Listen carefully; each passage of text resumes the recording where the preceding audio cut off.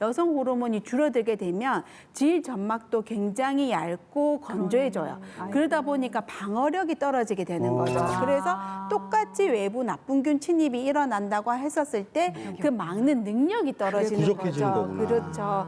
이제 우리 어르신들이 와서 표현을 어떻게 하냐면 아랫배가 아프다. 그다음에 밑이 빠지는 것 같다라는 표현을 하세요. 그리고 약간 몸도 으실으실 춥고 많이 힘들다고 하시고 의사들이 그냥 이렇게 진료만 말만 들어서는 약간 방광염하고 굉장히 헷갈리거든요. 근데 반드시 이때는 우리가 위축성 진료도 같이 한번 방광염뿐만 아니라 그런 것도 같이 해주시면 좋아요. 이때 진료로 같이 봐주시면 좋아요.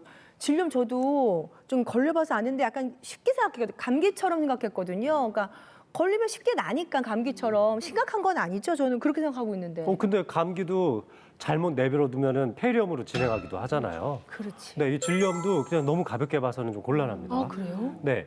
그리고 질염에 걸려도 한 절반 정도는 아무런 증상이 없기도 하고 또 건강한 질에서도 정상적으로 무색무취의 또 분비물이 나오기도 하니까 그래서 이게 질염에 걸린 건가 안 걸린 건가 잘 구분하기가 좀 어렵기도 하죠. 그러다 보면 그냥 방치해서 만성 질염으로 넘어가는 사례도 많고요. 이런 경우에는 자궁 내부에 후유증을 남겨서 나중에 불임이나 난임으로 이어지기도 합니다. 게다가 뭐 자궁 내막증이나 자궁 경부암의 원인이 되기도 할 수 있습니다.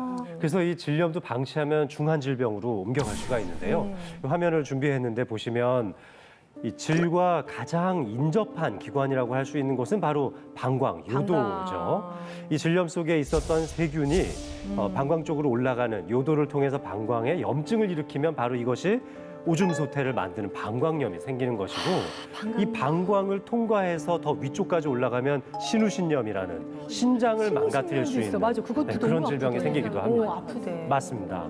게다가 이 질염이 질을 타고 이 자궁을 넘어가게 되면 자궁 경부 염증을 일으키기도 하고 자궁 내막염, 내막암 뿐만 아니라 더 뒤쪽까지 이어지면 난소암까지도 일으킬 수가 있습니다. 이 잦은 질염은 자궁 세포의 DNA를 손상시키기 때문인데요. 또 이게 끝이 아니에요. 이 자궁 깊이 있는 난관, 난소를 거쳐서 복강까지 들어가게 되면은 골반염을 일으키게 되는 거예요. 골반염까지요? 네, 이게 통증이 엄청나거든요. 만성적인 골반 통증이나 그 외에도 자궁 외 임신이나 불임까지 이어질 수 있는 원인이 여기에 있습니다. 고통스럽겠다. 그게 다 연결이 여성분이. 되는구나. 그럼요.